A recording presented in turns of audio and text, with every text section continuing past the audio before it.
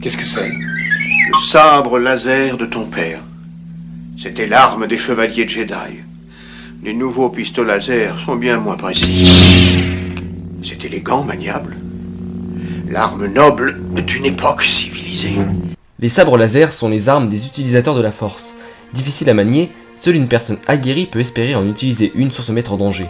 Dans les films, on ne nous présente pas grand chose sur ces armes, elles ne servent qu'à garantir un affrontement entre nos héros. À travers cet épisode, nous découvrirons l'histoire des sabres laser, leur fonctionnement et leurs spécificités. Je vous présenterai aussi les modèles que l'univers Legend nous propose. C'est parti!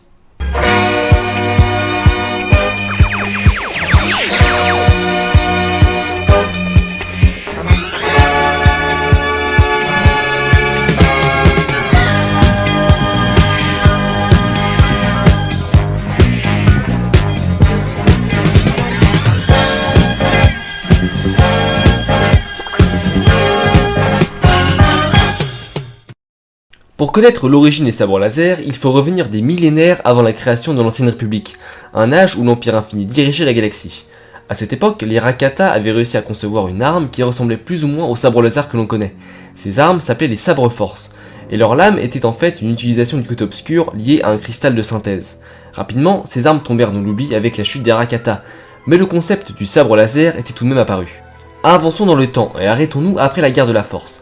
L'ordre Jedi est alors formé, et les premiers chevaliers Jedi n'utilisaient toujours pas les sabres laser, mais plutôt des sortes de katanas enchantés grâce à la force, dans un procédé appelé Forge Jedi. Mais la technologie avançait et les armes des chevaliers furent obsolètes. Les Jedi allièrent alors leur savoir avec la technologie existante et réussirent à créer le premier faisceau laser fixe. La première lame laser venait alors d'être créée. C'est durant les 100 ans d'obscurité où les sabres laser allaient connaître une nouvelle évolution. En effet, le savoir Jedi permit de créer des lames plus stables et plus élégantes. On appelait ces armes les proto-sabres. Cependant, l'activation de la lame était tellement énergivore qu'un boîtier d'énergie était nécessaire. Ce boîtier ne permettait pas aux Jedi de réaliser tous les mouvements qu'ils souhaitaient. C'était le plus gros défaut.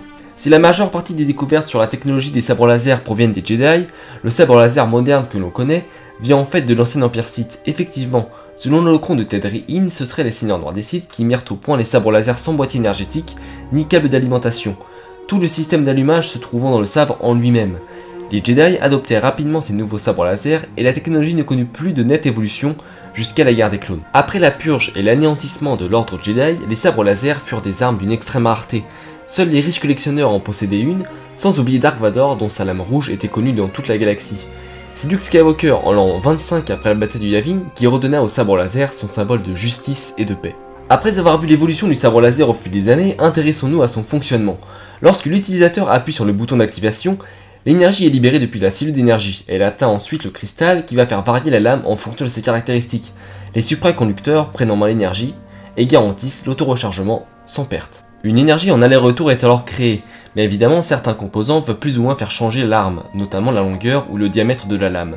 Ainsi, chaque sabre laser est unique malgré leur apparence semblable. La difficulté de sa conception réside dans son assemblage. Un padawan met environ 1 mois à concevoir son sabre laser. Cela rentre dans le cadre de sa formation de chevalier Jedi. Généralement, il prend en exemple le sabre de son maître pour réaliser le sien. Sorte dommage. Lors de l'assemblage du sabre, le Jedi est alors en totale transe avec la force. Il arrive parfois qu'il ait des visions durant l'assemblage, le but étant de surpasser ces visions pour que le sabre soit parfaitement assemblé. Un véritable lien est alors créé entre le Jedi et son arme.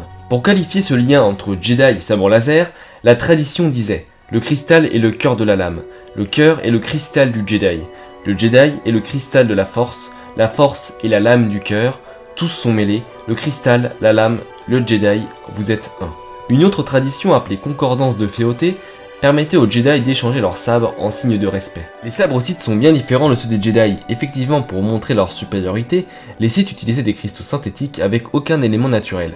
Ces cristaux sont caractérisés par leur couleur rouge. Ce faisceau rouge pouvait d'ailleurs couper une lame d'un sabre Jedi classique et pouvait le rendre hors d'usage. En parlant de cristaux, on en compte une dizaine de couleurs différentes, les plus connus étant ceux de teinte rouge, bleue ou verte. Mais il existe des cristaux qui donnent une couleur blanche, cyan, orange, noir, jaune, violet ou même viridien. On parle aussi parfois de cristaux de couleur bronze, argenté, topaz ou turquoise, des cristaux tous plus ou moins rares. Les origines de ces cristaux proviennent de différentes planètes, comme Ilum ou Dantooine, les cristaux les plus célèbres étant les Adegan ou Ilum, même s'il en existe bien d'autres. A l'époque de l'Ancienne République, un code couleur s'était établi, et qui correspondait aux Jedi que l'on souhaitait être, à savoir Jedi consulaire, gardien et sentinelle. Le vert était pour les Jedi consulaires qui préféraient employer les pouvoirs de la force plutôt que combattre. Le bleu était pour les gardiens considérés comme les combattants Jedi. Et enfin le jaune pour les Jedi concentrés sur la justice. Le fameux sabre violet de Maître Windu proviendrait pour certains de son rang au Conseil des Jedi, et pour d'autres de son ambiguïté morale. Aucune source n'explique clairement la couleur de son sabre, j'y reviendrai à la fin de l'épisode. Dans son utilisation, le sabre laser connaît différentes variantes, ainsi chaque Jedi ou Sith a son propre style de combat, que nous aborderons dans un futur épisode. Généralement, ces formes de combat sont en liaison directe avec l'apparence du sabre. Voici donc une petite liste qui va vous présenter quelques types de sabres laser existants.